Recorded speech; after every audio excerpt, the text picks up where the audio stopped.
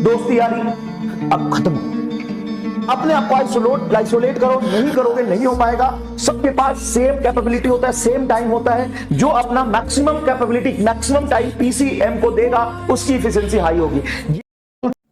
Hello guys, तो कैसे हैं आप लोग। Welcome back to my YouTube channel. तो आज हम आपके लिए लेके आए नीट रिलेटेड एक बढ़िया सा न्यूज़। भाई साहब, नीट 2026 के लिए और 1.5 महीना बाकी है। इस टाइम हर एक स्टूडेंट के अंदर एक डर काम कर रहा है और इस टाइम पे मैं देख रहा हूँ कि नीट 2026 पोस्टपोन होगा कि नहीं होगा, इस रिलेटेड बहुत फेक न्यूज़ बाहर आ रहा है।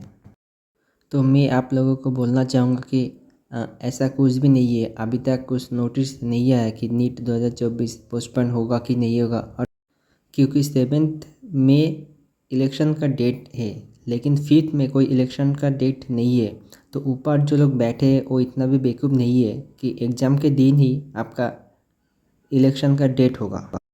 सो इस चीज़ को लेके आप लोग पैनिक मत हो कि पोस्टपोन नीट 2024 पोस्टपोन होगा कि नहीं होगा। भाई साहब, आप जिस तरीके से पढ़ाई कर रहे हो इसी तरीके से पढ़ाई करते रहो। अगर कोई नोटिस आएगा तो मैं आपको बता दूंगा। फ़िलहाल अभी तक तो इस सेम डेट है नीट 2024 के लिए 5 में। चैप्टर आप YouTube के उम्मीद सीरीज के वन शॉट से कर लो, या नहीं तो आप बैच में जो लॉन्ग लेक्चर कराया है उससे कर लो। क्या डिटेल में डिफरेंशिएशन कर लो बेटा, इंटीग्रेशन कर लो, ग्राफिकल एनालिसिस ज्योमेट्री कर लो, कंप्लीट वेक्टर पूरा पढ़ो और ट्रिग्नोमेट्री पढ़ो।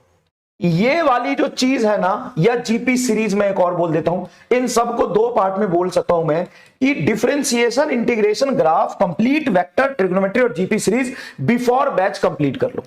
Complete it before batch started. Complete it before batch started. Sir हमको तो आता है फिर भी रिवाइज कर ले, हमको तो आता है फिर भी रिवाइज कर ले। सर यही तो कमजोर है। 1 महीने टाइम लगा, 1 महीने बेटा टाइम लगा, 1 महीने शिद्दत है इसको पढ़, और इस तरीके से पढ़ कि कोई मैथमेटिकल एक्सप्रेशन में तुम्हें डिफरेंशिएशन, इंटीग्रेशन, वेक्टर का एप्लीकेशन और ट्रिग्नोमेट्री, जीपी सीरीज का एप्लीकेशन हो तो आंख बंद करके तू ये परफॉर्म कर पाए, आंख बंद करके ये काम तुम कर पाओ। मतलब इतने कॉन्फिडेंस। अगर फिजिक्स के किसी चैप्टर में सबसे ज्यादा स्ट्रॉन्ग तुम्हारा होना चाहिए, सबसे ज्यादा जो कॉन्फिडेंस होना चाहिए वो इसी चैप्टर से होना चाहिए, तो ये आप पहले कंप्लीट कर लीजिए। उसके बाद ग्रेविटेशन आप पहले कर लीजिए, लॉज ऑफ मोशन में बेसिक एफबीडी वगैरह आप ये 2 वन शॉट सीरीज से या अपने क्लास से पूरा नोट्स अच्छे से रिवाइज कर लीजिए। Current, electricity, magnetism 10th class में जो आपने किया था ना, वो एक बार पढ़ लेना। ये मैं फिजिक्स की बातें बोल रहा हूं, फिजिक्स की बातें बोल रहा हूं। सबसे पहले अर्ली बैच ज्वाइन कर लो। बैच ज्वाइन करने के बाद जो थोड़ा सा डेल्टा टी बचा है उसमें बेसिक मैथ और कंप्लीट वेक्टर, एक सवाल जो आपके क्लास में कराया गया है, एक सवाल जो आपके क्लास में कराया गया सारा कर लो, सारा कर लो। ग्रेविटेशन जो एक चीज आपके क्लास में कराया गया सारा कर लो, नहीं तो कोई भी यूट्यूब सीरीज से कर लो, तुम अलग सर से कर लो, उम्मीद 1 से कर लो, उम्मीद 2 से कर लो, उम्मीद 3 से कर लो, अपने बैच से कर लो, कहीं से कर लो, लेकिन पूरी बेसिक मैथ और वेक्टर कर लो।